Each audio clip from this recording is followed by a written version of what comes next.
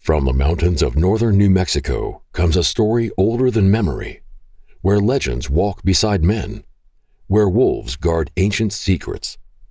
This is The Pack Warriors.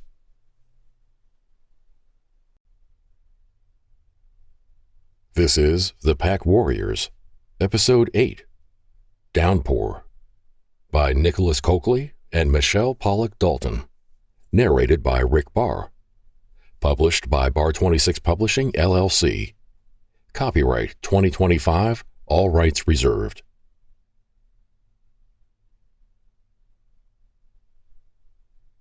The trail carved upward through pinyon and juniper, switchbacking toward the ridge. Morning light flashed gold across the canyon, but the group's laughter cut short when a sudden shadow swept overhead. Whoa! Anthropologist Luna Rooney Mason instinctively ducked as a golden eagle dropped low, wings spanning wide as a table, its scream splitting the sky. A flurry of smaller animals scurried for cover, their panic shaking the underbrush. Olivia Lopez, a native of the Sangre de Cristo Mountains, shaded her eyes, tracking the predator as it climbed. "That's Taos royalty right there," she said proudly. They watched the predator swoop and dive, awed by their precision and grace, chuckling until the ground betrayed them. Loose gravel gave way on the narrow shelf, and Luna pinwheeled, giving a startled cry as her boots skidded toward the edge. "Got you," fellow researcher Ethan Goribus said as he lunged, one hand locking onto her pack strap. His boots dug in hard against the slope, muscles straining as Luna gasped, reaching for him like a small child. She caught at his fingertips, panic and hope flaring in her wide eyes. Hands clasping frantically, the pair found purchase, and, for a heartbeat, Luna's weight dragged them both toward the drop. But Ethan hauled back with a mighty grunt, jerking the terrified woman to solid ground. Adrenaline snapped through the group of research scientists like a live wire. Titus Cohen, the organization's chemical engineer, swore under his breath. Tottering on uneven legs, Luna gulped and pressed a trembling hand over her mouth, pupils dilated, mahogany irises nearly extinct. Team lead, Aquil Mason, was there in an instant with a steadying arm around her waist, murmuring low and firm, "You're okay. You're safe. Breathe with me." His presence anchored the shaken lady as the others tried to still their racing hearts. Unsteadily, Ethan exhaled, forcing his quaking knees into a locked position, and mumbled, "Guess I earned my superhero merit badge today." His friends' responses were lost when a deep boom rolled through the valley, shaking the trees along the ridgeline. Previously distracted by Luna's close call, the research team looked up in surprise. Dark, wedge-shaped clouds had built fast, gathering on the horizon with a charge that raised the hair on everyone's arms. Olivia gestured to the group. "That squall's moving quicker than I like. If it breaks on this side of the peak, we don't want to be here." A jagged bolt flicked its fingers across the darkening sky, and the group picked up the pace, moving briskly down the slope as sharp pellets began to sting exposed skin. In the scramble, Ethan fell a few paces behind.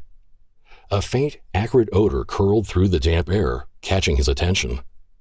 Near the base of a juniper, a rabbit's carcass lay half-hidden in the grass. Its fur was patchy, the skin marbled with gray lesions. Tiny fungal blooms clung to its muzzle. Ethan crouched, heartbeat jumping. Dragging a pair of disposable gloves from his pack, he quickly drew them on and brushed the edge of the rot. "Perfect," he whispered. With a practiced motion, he slid the specimen into a bag from his kit, sealed it, and tucked it deep into the bottom of his pack. By the time Titus glanced back to check on him, Ethan was already jogging forward, breathless but grinning, as if nothing had happened. The rain thickened as they reached the trailhead, fat drops spattering the dust, soaking their hair and jackets. They bunched together under the overhang of the trailhead sign, breathless and dripping. "I've definitely earned lunch," ecologist Alba Yeager said, nudging Aquil with an elbow as she wrung the water from her braid. "Lunch? It's practically dinner," Aquil shot back. "I vote steak. A real one, thick enough to stop my heart." "Pizza?" Luna offered faintly, still pale but managing a shaky smile. Olivia shook her head before tucking her wet hair under her hood. "No chains. If we're in Taos, we eat—" A crack of thunder swallowed the rest of her comment as the skies threatened another downpour. A chorus of opinions overlapped. Ethan shrugged, water dripping from his nose. "Anywhere dry works for me." A sonic boom from the heavens ended the discussion. The skies split open a floodgate, nearly drowning the researchers in a curtain of water. The group broke for the cars, headlights flaring, engines roaring like a challenge against the storm. None of them noticed the carcass of a wolf pup, half buried in the runoff, its lesions glowing faintly as the rain soaked deeper into the earth.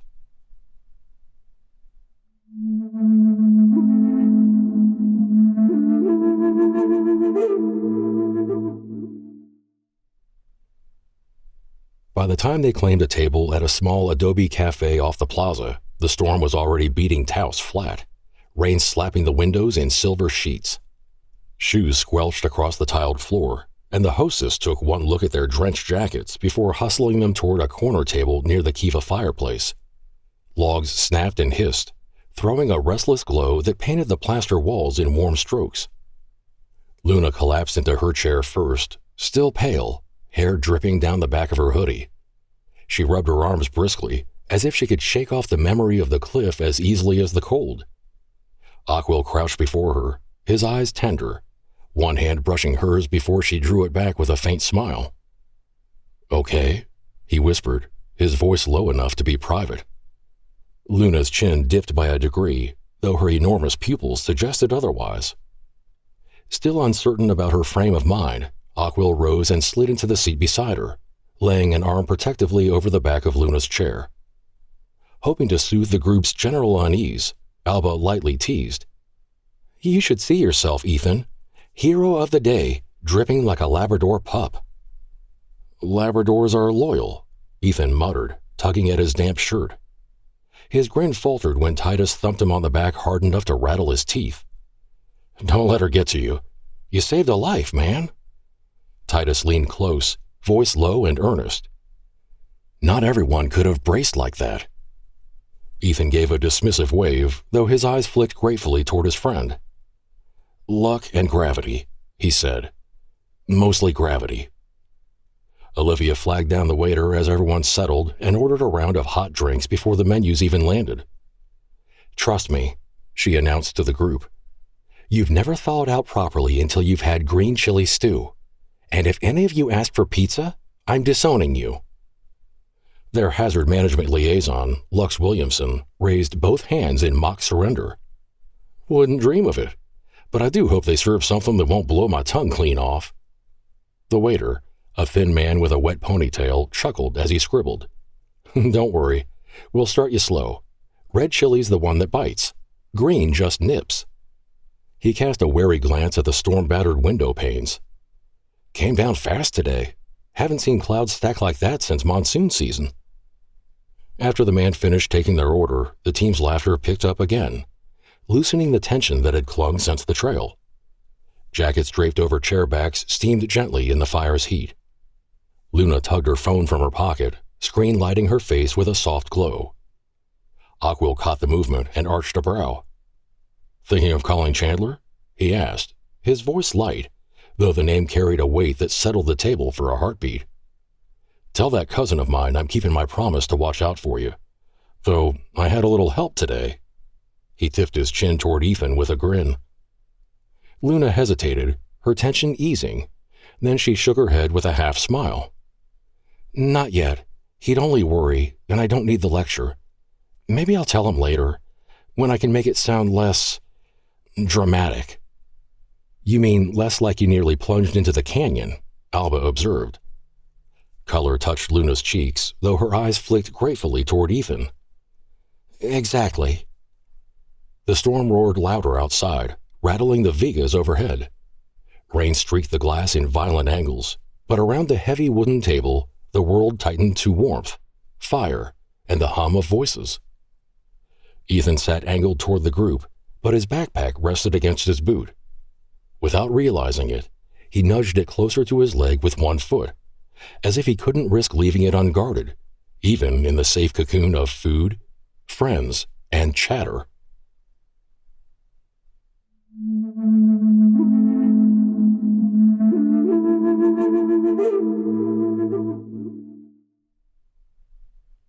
Bowls of steaming green chili stew arrived first, the aroma cutting through the musty smell of damp clothing. Corn tortillas, glossy with butter, followed in woven baskets. The group leaned in, the fire at their backs, as hunger replaced the earlier shock. "Finally," Alba sighed, eyeing the food like she hadn't eaten in days. "If you touch that before I do, Lux Evander Williamson, I will bite." "Noted," Lux said, withdrawing his hand from the plate of tortillas with a lazy grin. Then he made a show of wrapping his hands protectively around his own bowl of stew. Across the table, Ursus adjusted his glasses, muttering, "Capsaicin binds to the pain receptors, so technically we'll regret this later." Olivia's head swiveled toward him, eyes dancing. "You just made my stew sound like a chemistry experiment." She leaned in and winked. "Good thing I think nerds are hot." The words hit like a pebble thrown into a still pond. The geophysicist blinked, startled, and nearly flung his spoonful of soup on Hyacintha. Titus stifled a laugh. Aquil, mid-sip of water, choked, then coughed as Luna pounded his back. He set the glass down with an incredulous laugh. "Well, geez, go figure. Years of working on my biceps, and what wins is a library card." Olivia shrugged, her eyes flicking toward Ursus. "What? Glasses are sexy." Ursus ducked his head, ears glowing pink beneath his dark curls, and busied himself by mopping up the chili spill. Luna, watching Aquil's exaggerated grimace, finally cracked a laugh. Short, genuine, and the first since the near fall. The sound tugged the table's mood upward, loosening the lingering grip of fear. Olivia leaned Ursa's direction, eyes bright. "That golden eagle earlier? Around here we call them mountain kings. When one flies, everything else listens. Rabbits dive for cover, and even the coyotes stay low. My grandfather used to say the whole mountain holds its breath when a king circles." The researchers glanced at each other. Ursus nodded slowly. "Predator pressure. She's describing a cascade effect. Apex species shift everything under them." Olivia grinned at him and propped her chin in her hand. "I like the way you talk." Aquil raised a brow at the woman. "Boyfriend, Marine, very territorial. Remember?" Olivia flushed, then shrugged before she resumed eating. When Alba grabbed the last tortilla and everyone else's bowls were scraped clean, Ethan tapped his spoon against the rim of his water glass. "That storm built fast. Felt unnatural," he prompted.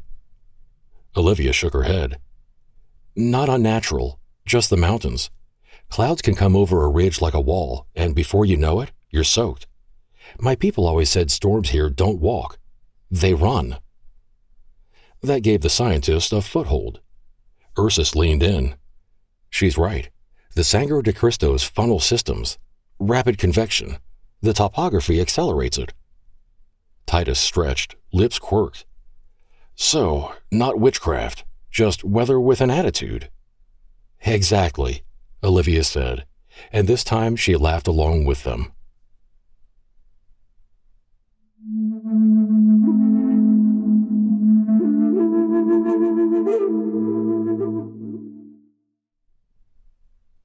The storm chased them back to the lodge, flattening the premature dusk into sheets of silver.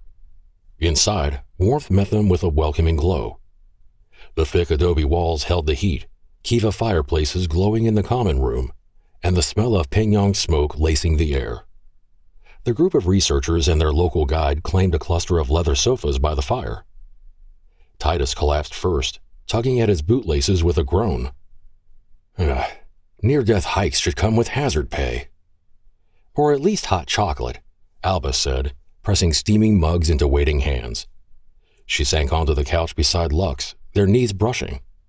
When he tucked an arm around her shoulders, she leaned in without hesitation, her damp hair leaving an impression on his sleeve. Olivia clocked it immediately, lips quirking. So, you two are a thing. Lux grinned.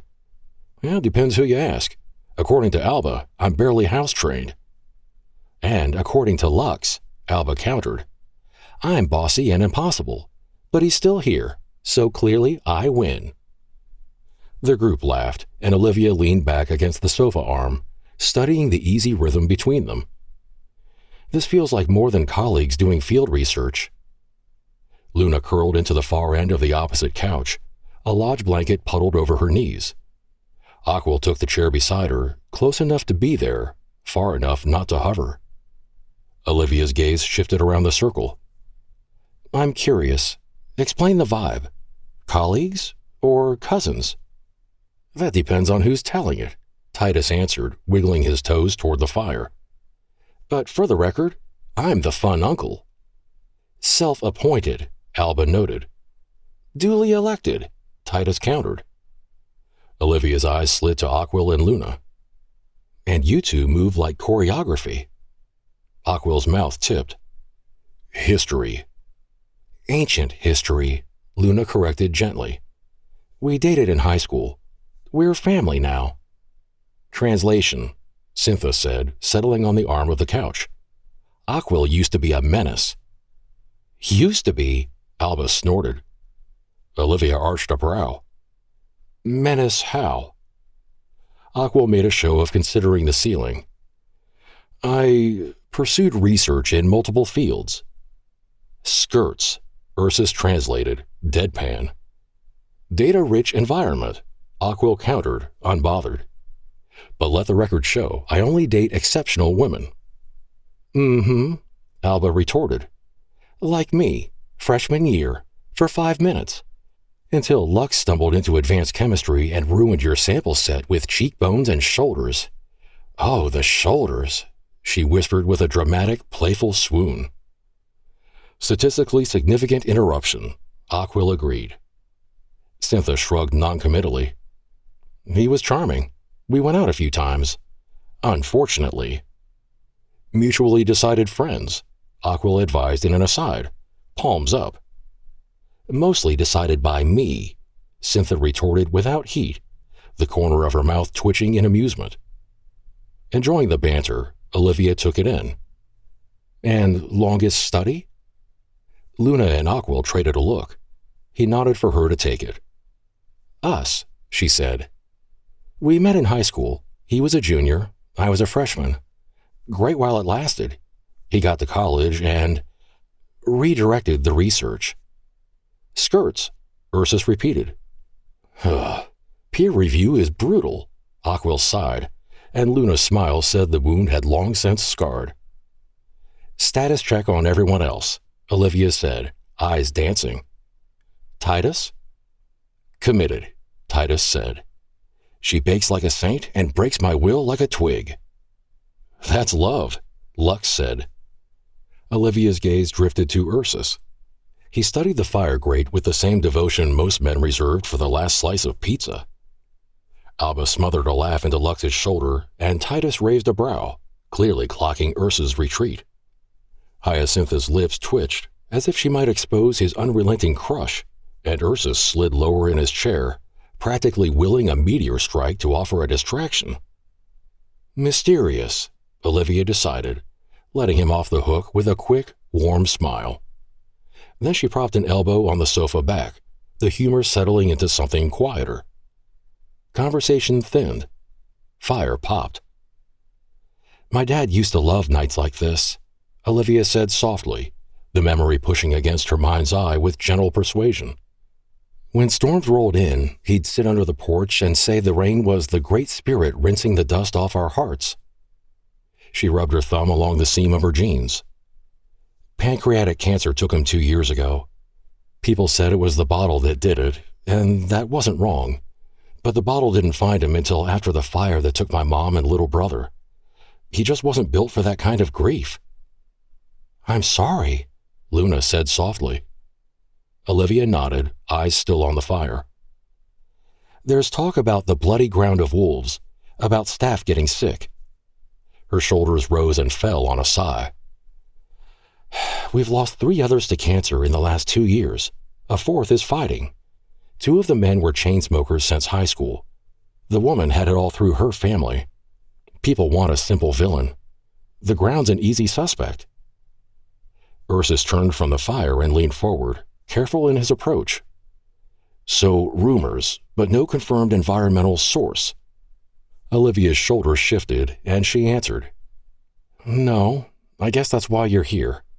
Still, stories travel faster than lab reports ever will." Syntha exhaled.